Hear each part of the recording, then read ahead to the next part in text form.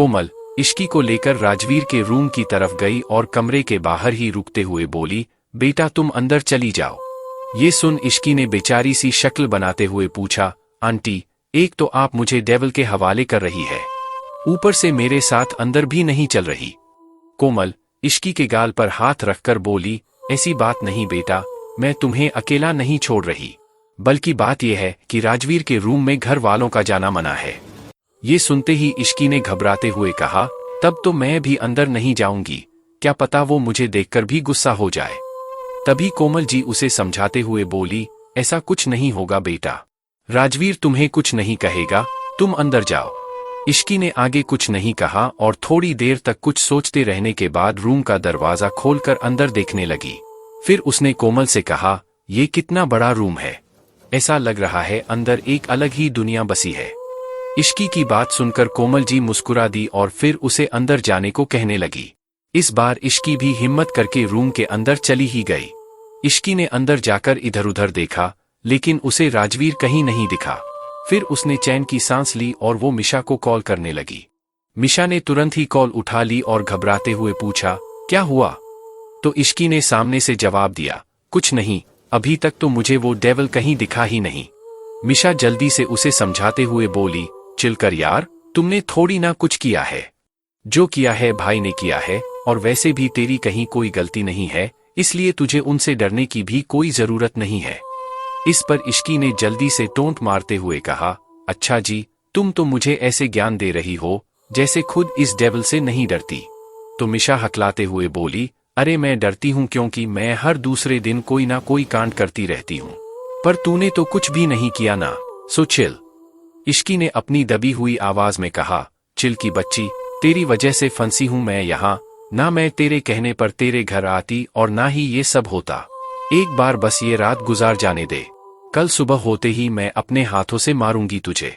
इश्की की बात सुनकर मिशा बोली, अच्छा अच्छा ठीक है, लेकिन अगर तुझे इतना ही डर लग रहा है भाई से तो उनके आने से पहले ही चेंज करके सो जा। इश्की रुआंसी सी आवाज में बोली, जहां जान का खतरा होता है वहां नींद नहीं आती। तो मिशा ने चिढ़ते हुए कहा, अरे पागल लड़की, नाटक तो कर सकती है ना, वहीं कर ले, चादर ओढ़ के सो जा और अब मुझे भी सोने दे, आज के लिए इतना ड्रामा काफी है। ये बोलकर मिशा ने फोन काट दिया। तो इश्की चिढ़ते हुए बोली, मिशा की बच्ची, हिम्मत कैसे हुई मेरा फोन काटने की, सुबह होने दे, उसके बाद बताती हूं मैं तुझे। ये बोलकर फोन बेड पर पटकते हुए इश्की रूम में बाथरूम ढूंढकर चेंज करने चली गई। वहीं स्टडी रूम में राजवीर अपने स्टडी रूम में कुछ काम कर रहा था, तभी उसे समर का कॉल आया। राजवीर ने कॉल पिक करी ही थी कि सामने से समर बोला, सर संजना अपने बॉयफ्रेंड रवि के पास गई है, मुझे लगता है वो आपको ब्लैकमेल करने की कोशिश कर सकती है, उस रात को ले लिए। ये सुनकर राजवीर के चेहरे पर अचानक से डेविल स्माइल आ गई और वो बोला, करने दो, वो अभी भी राजवीर सिंघानिया को कम समझने की गलती कर रही है। तो समर ने पूछा, तो सर आगे क्या करना है? राजवीर ने सीरियस टोन में जवाब देते हुए कहा, सबसे पहले केशव दीवान सभी प्रूफ को क्राइम डिपार्टमेंट को दे दो एंड मेक श्योर की सजा लंबी हो। इस पर समर ने फिर पूछा, और संजना का क्या करना है? पहले वो जो करना चाहती है उसे करने दो, उसके बाद फोटो लीक कर देना, उसे भी तो पता चलना चाहिए कि वो उस रात असल में थी किसके साथ। इतना बोलकर राजवीर ने हंसते हुए फोन काट दिया। कुछ ही देर में राजवीर सभी काम करके अपने रूम में आ गया और वहां आते ही उसकी नजर बेड पर गई, जहां इस वक्त इश्की खुद को सिर से लेकर पैर तक कंबल से कवर करके सो रही थी। ये देख राजवीर स्माइल करने लगा और फिर वार्डरोब से कपड़े लेकर चेंज करने चला गया।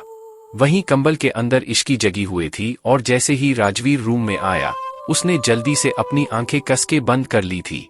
इश्की खुद से ही बुदबुदाते हुए बोली, ओ गॉड, पता नहीं आज डर की वजह से नींद भी कहाँ चली गई है, बस डेविल के आने से पहले मैं कैसे भी सो जाऊं। इश्की ये सब सोच ही रही थी कि तभी राजवीर चेंज करके आया और सीधा उसके बगल में आकर लेट गया, फिर उसी कंबल को अपने ऊपर डालने लगा। इस सब के बीच इश्की की दिल की धड़कन ट्रेन से भी तेज स्पीड में चलने लगी थी, जिसका पता राजवीर को भी लग गया था। राजवीर जान चुका था कि इश्की सिर्फ सोने का नाटक कर रही है, इसलिए उसने इश्की को अपनी तरफ पलटा और उसके मुंह से कंबल हटा दिया। उसने देखा कि इश्की ने अपनी आंखें कसकर बंद करी हुई है और वो सोने का नाटक कर रही है। तभी इश्की मन ही मन बोली, ओ गॉड, ये क्या हो रहा है? मुझे इनके रूम में आना ही नहीं चाहिए था। मिशा तू कहाँ है यार, प्लीज मुझे बचा ले। वहीं दूसरी तरफ राजवीर कुछ देर तक इश्की के चेहरे को देखता रहा और फिर उसके कान के पास जाकर फुसफुसाते हुए बोला, I know you are pretending to sleep. ये सुनकर इश्की खुद पर ही भड़कते हुए बोली, यार इश्की, तुझे तो सोने की एक्टिंग भी करनी नहीं आती।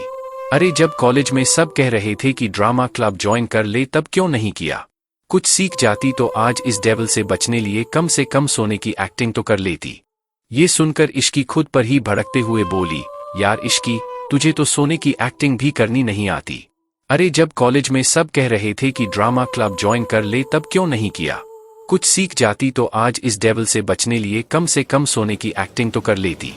वहीं राजवीर ने जब ध्यान से उसकी तरफ देखा कि इश्की अभी भी आंखें नहीं खोल रही है तो वो आगे कुछ नहीं बोला और इश्की को अपने पास खींचकर उसके सिर को सहलाने लगा। क्या राजवीर के प्यार से इश्की का डर हो जाएगा हमेशा के लिए खत्म? और क्या इश्की निभा पाएगी ये शादी?